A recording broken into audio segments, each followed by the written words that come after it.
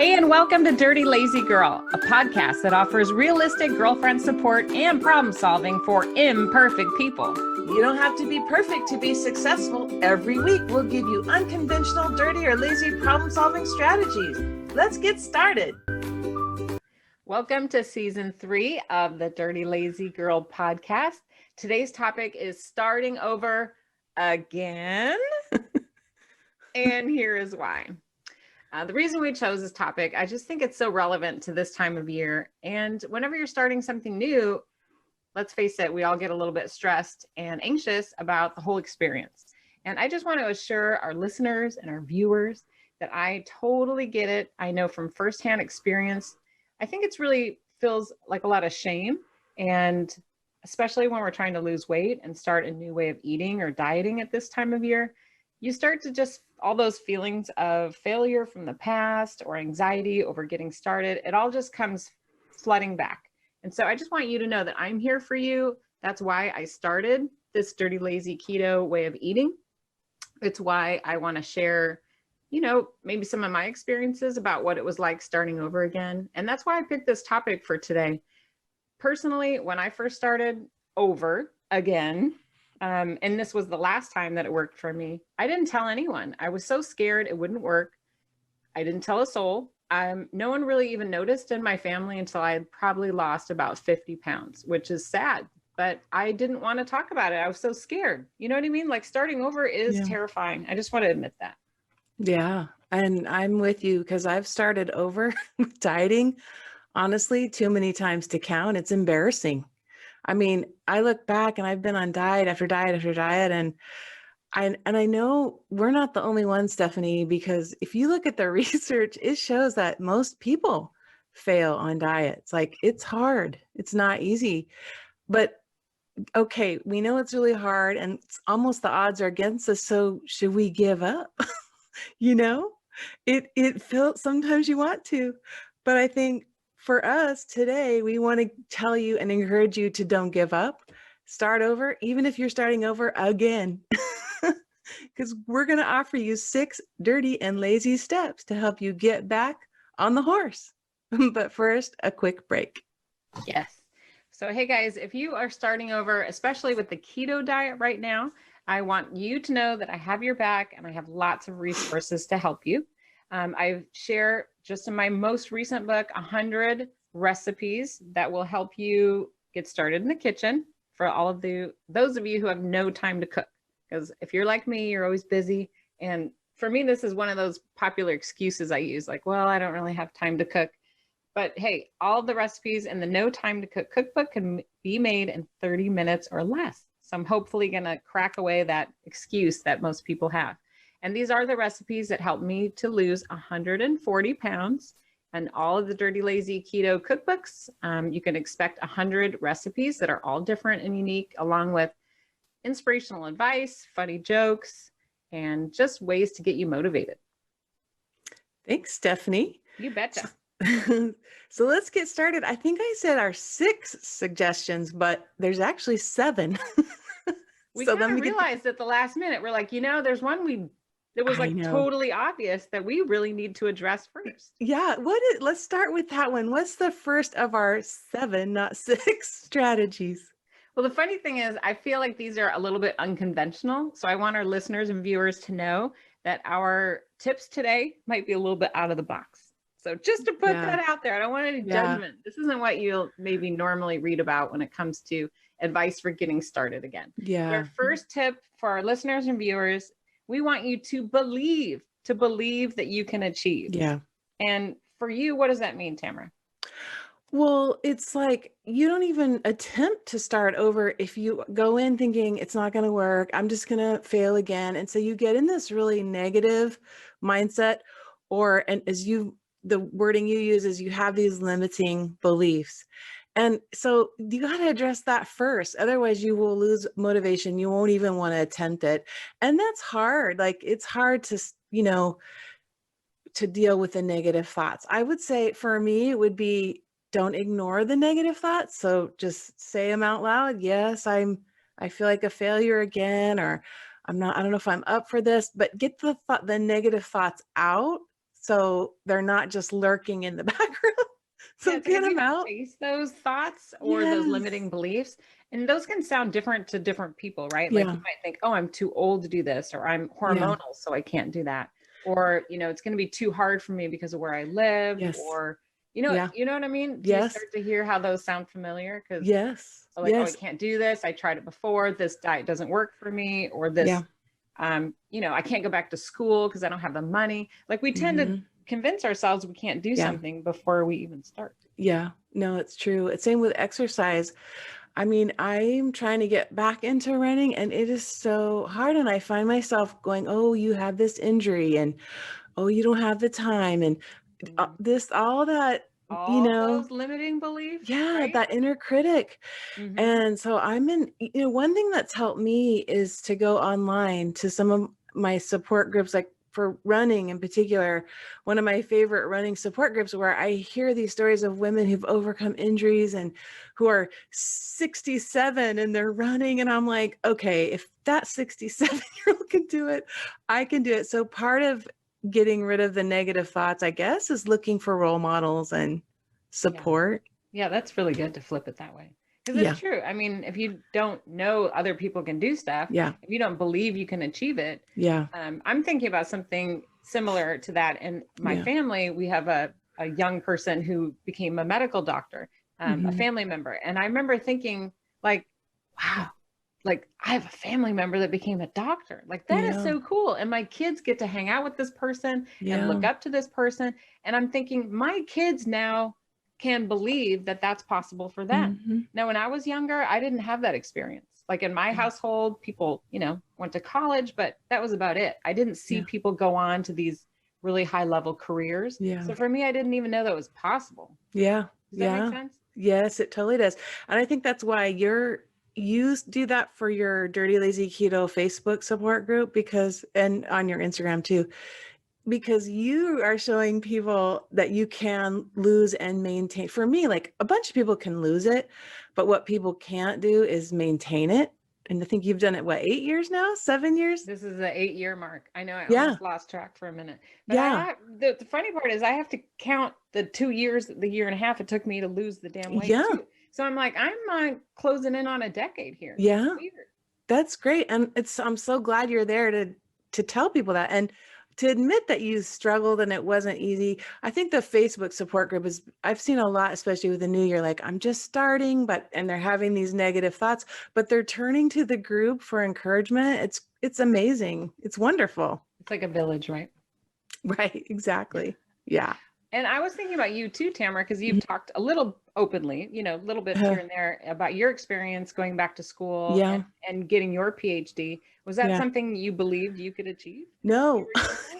I mean, honestly. No, I didn't have role models. I was the first to go to college, so I didn't have role models. And, my grades were okay early on. So it wasn't till later that I brought them up. So I had a lot of like, I can't do this. I'm not like these other really brilliant, smart people. So yeah, that was a big struggle. And part of it helped to have role models actually and have mentors. That was a big part of it actually. Yeah. It's a big one. So that's Yeah. why we kind of were like, we have to put this as number one. You have Yeah. to believe you can achieve before Yeah. you can start over on anything that you Yeah. struggle with. Yeah. Find someone who's done it that you can take courage from, Yeah. I think that's great advice. Yeah. What's Well, number two? yeah, it's to forgive yourself, to let go of the guilt and shame. Because, if you're starting over, that means you didn't make it the first time. It means you've tried before. But And you're not the only one. You're I not the know. only one. It's like quitting No. smoking. I mean, Yes. statistically, you love statistics, my sociologist professor. Yes. But isn't it true that most people that Yes. try to quit smoking have to try many times? Yeah. I think it's like the average is 6 times before someone can do it. And it's the same with, alcohol addiction or other kinds of addictions. No one ever No one gets overcomes it the it. first time, right? No. So it's normal Yes. to Yeah. experience some starting over. And I think Yeah. that for me, that analogy helps because I'm Yeah. much more compassionate when I think about someone trying to quit smoking. Yeah. Because I Yeah. remember when my dad quit and how hard it was for him and how he Yeah. would try many times and the family had to encourage him, right? But there was some failure and some setbacks involved. Yeah. But no one gave up on him, and he didn't give up on himself. So I think that with changing the way of eating and starting January, maybe starting over again, we have to give ourselves that same compassion. Yeah. Just forgive yourself and move forward, because the shame will keep you stuck. The shame is everything. Yeah. I mean, like I shared when I first started, developing Dirty Lazy Keto and changing my own eating habits, I didn't tell anyone for like freaking months, like months and months and months. I remember you wouldn't tell me.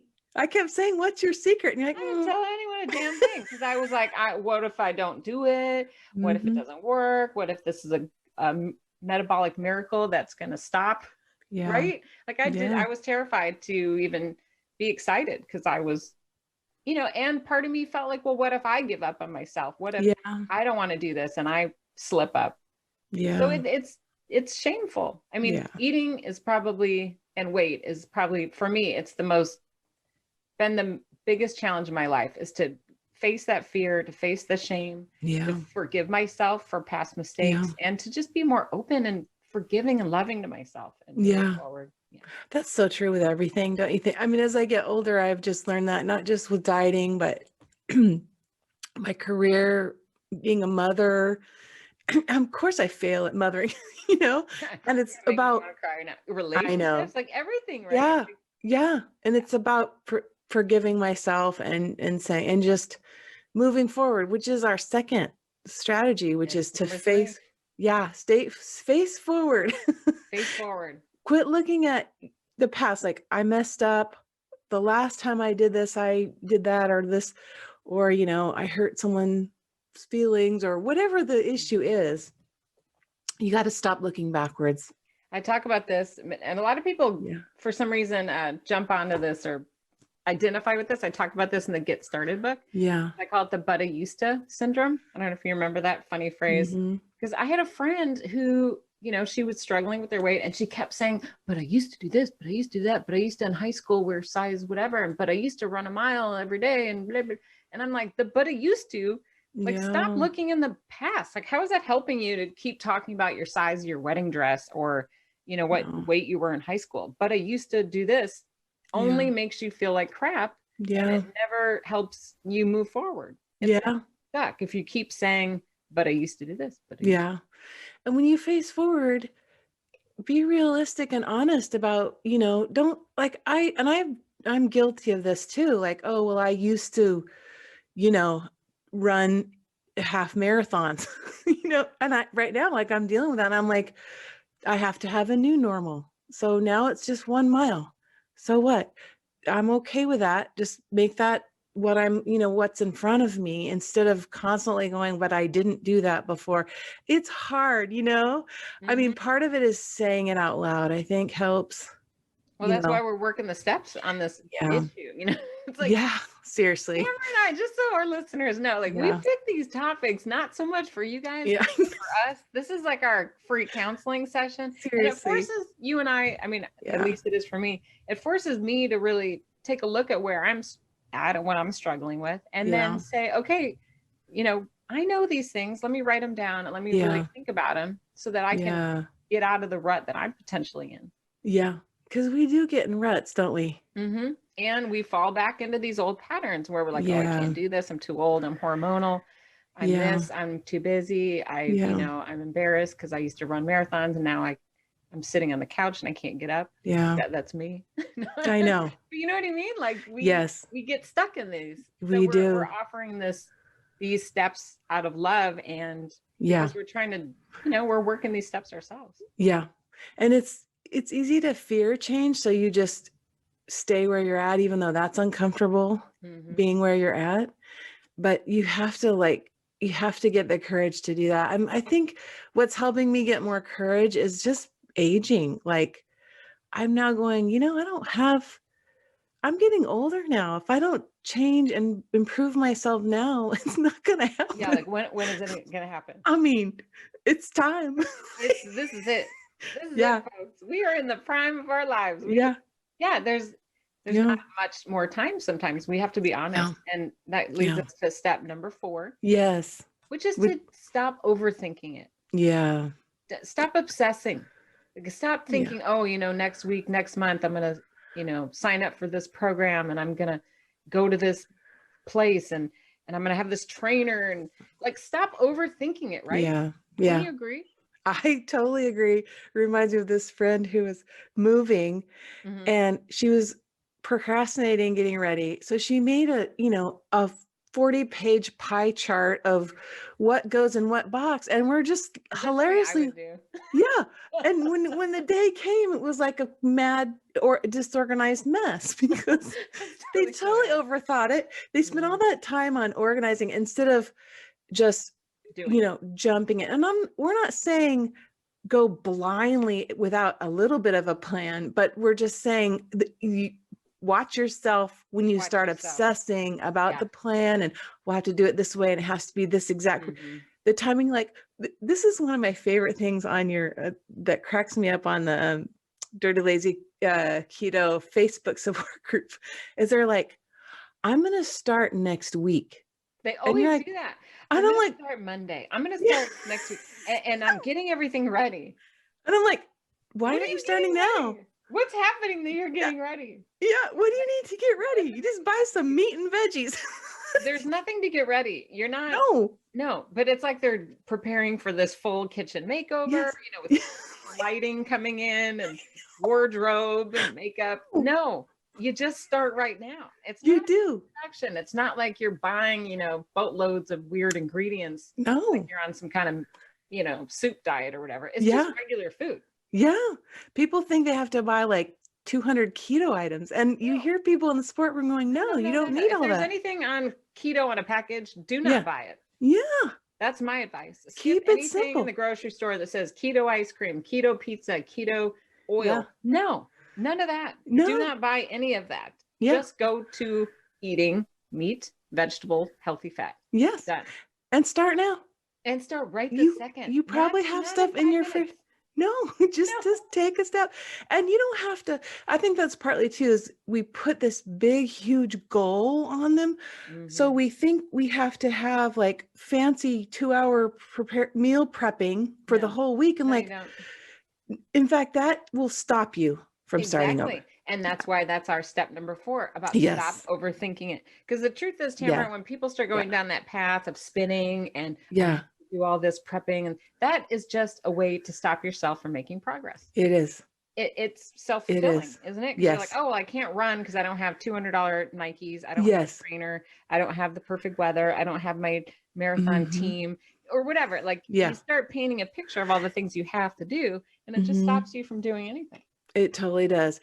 And that is related to our step number 5, which will help with this, is to take baby steps. Like don't meal plan for 2 weeks ahead with your little, 20 meals. Just do one little step. And it won't be like with keto for me, it's like, if you just do one change, maybe you're not going all the way keto, just make one change and sit with it and see how, and you'll feel good. Actually, you feel really good. And then you can slowly take another little bitty step.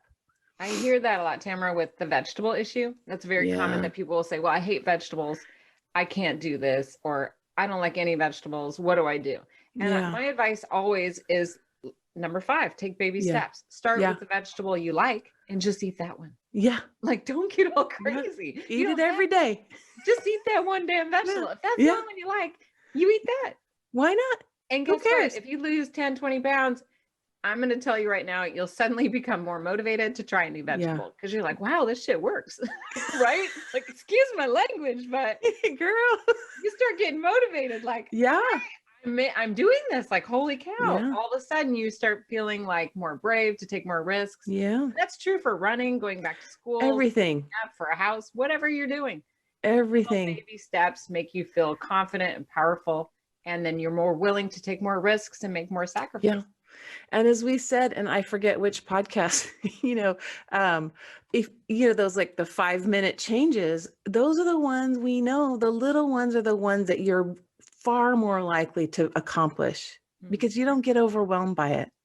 Right. So start tiny. Start very small.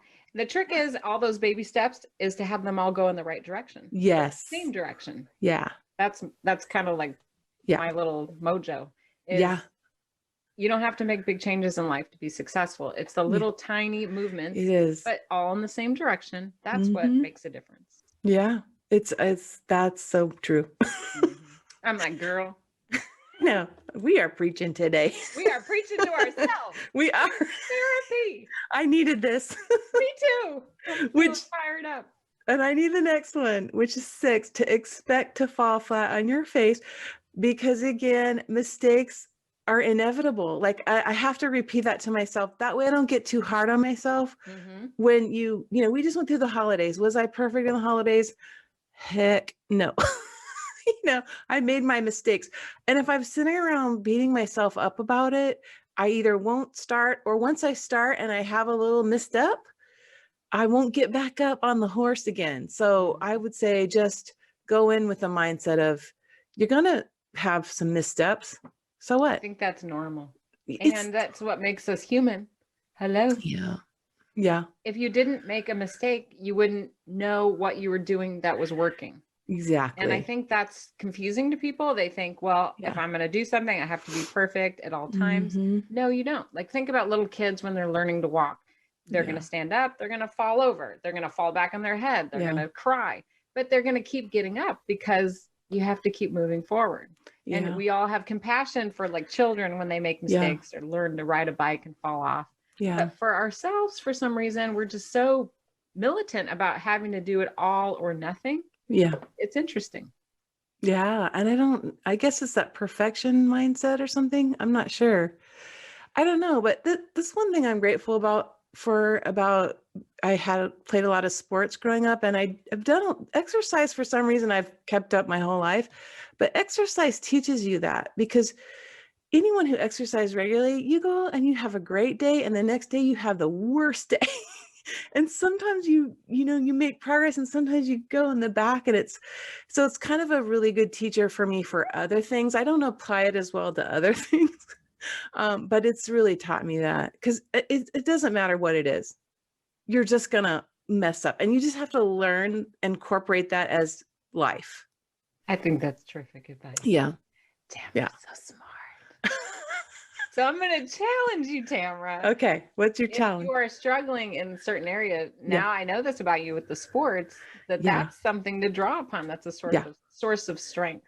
So yeah, it is, because I'm competitive. A little bit more about you. I know you're competitive. That's interesting you say that. And for me, going into this new year, I want to acknowledge that, we all have our different areas that we're passionate and strength about. I know, Tamara, you're very competitive.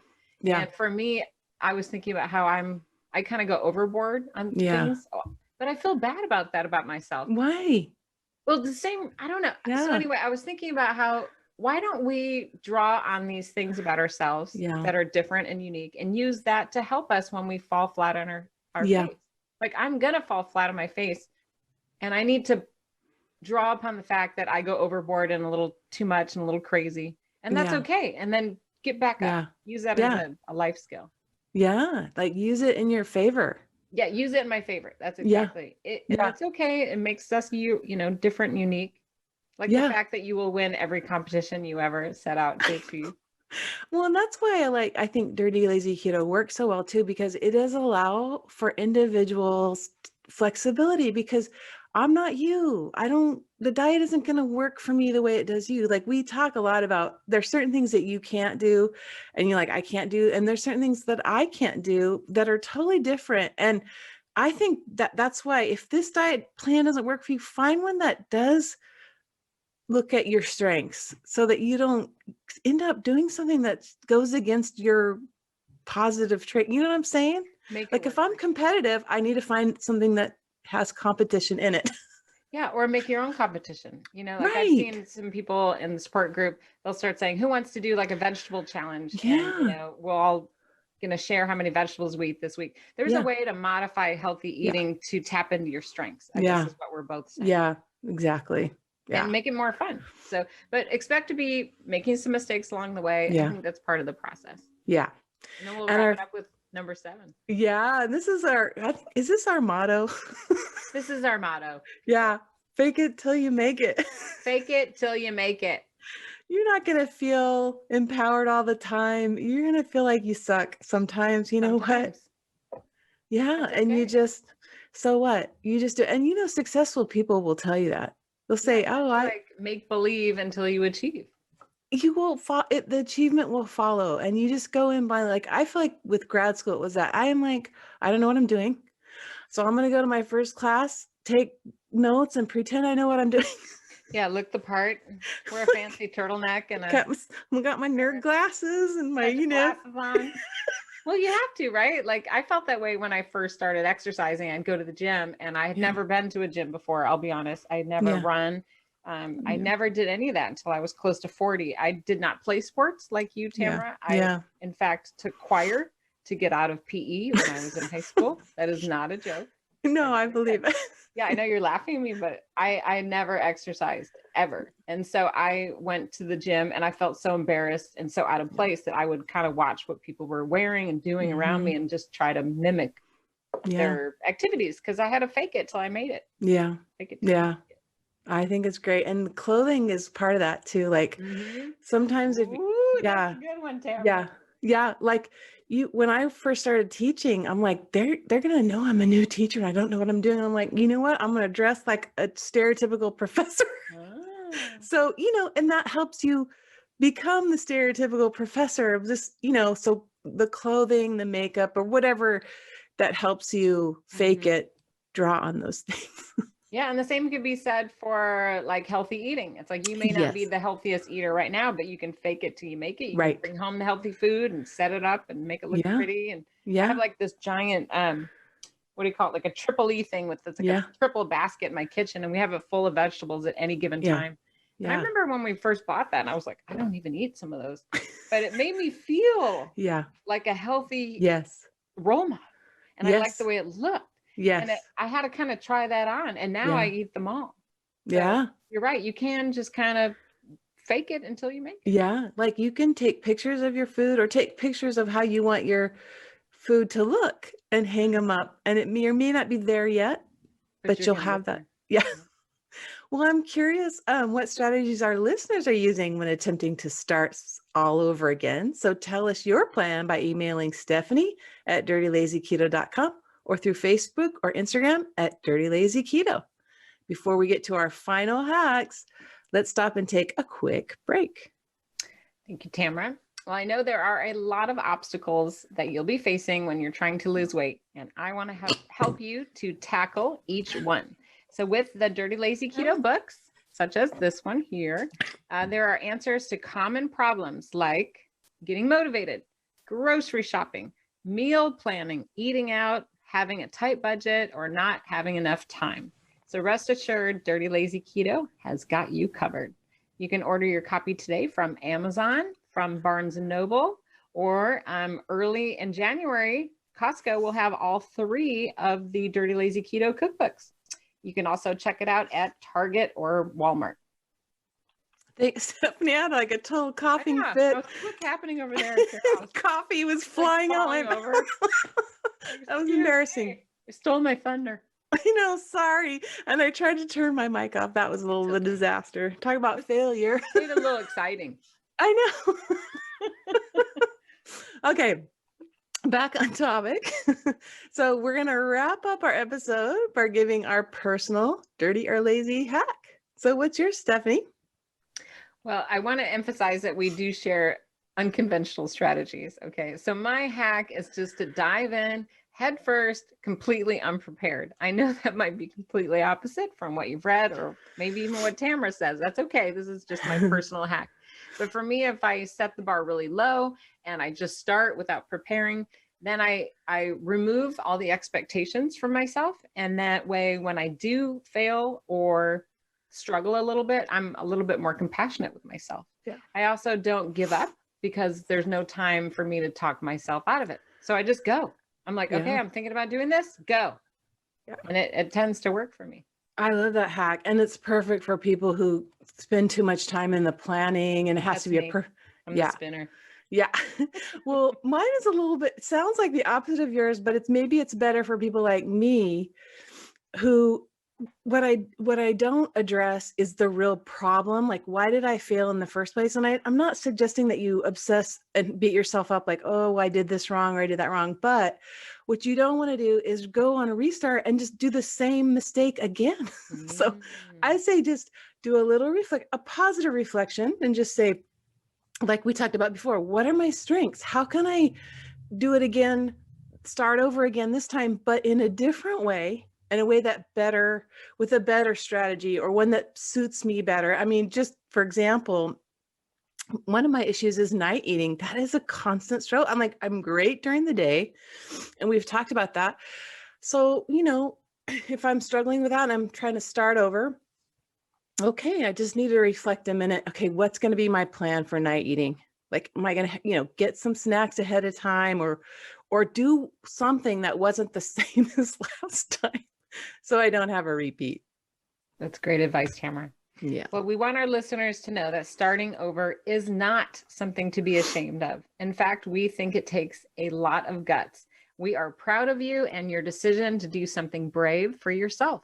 So no matter what your goal is, the Dirty Lazy Keto podcast, we are here to support you and to help you get there. And are you enjoying the Dirty Lazy Girl podcast? Show your support by leaving a review on Apple Podcasts. And if you're listening on YouTube, give us a thumbs up and leave a comment and subscribe to the Dirty Lazy Keto channel. And we want to share a lovely comment and review whenever we come across them. And recently I read something really fun from Donna that I want to share with you. And Donna says, hello from North Carolina. This year, you two have been my heroes. She wrote K-R-O-S. Isn't that funny? She invented a great word. Yes. So she said, this year, you two have been my heroes. I adore your podcast and your rebellious nature. I wish I lived in the house next door to you and Tamara. Aww. Y'all are the bomb. Oh, I wish she did too. I do too, Donna. Thanks, Donna. Thanks for joining us for another episode of the Dirty Lazy Girl podcast. Be sure to like, comment, and subscribe. Turn on your notifications so you'll never miss a video, and we'll see you next week.